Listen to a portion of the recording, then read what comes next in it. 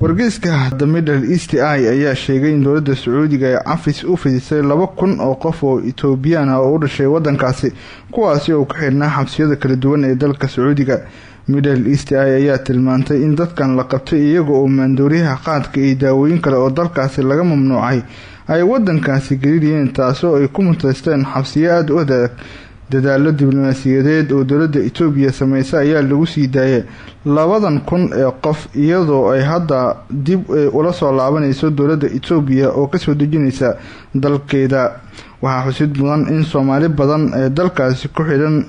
ay sabab la xiriira maandooriyaha u xiran yihiin kaasoo ay geliyeen Sacuudiga halka qaarkoodna dil toogasho horey loogu xukumay oo ku fidisay Sacuudiga iyadoo kuwa kalena ay hadda dil sugayaal yihiin kuwaasi oo guud ahaanba aan garab ka helin dowladda federaalka Soomaaliya oo wax war aan ka digin arinta dadka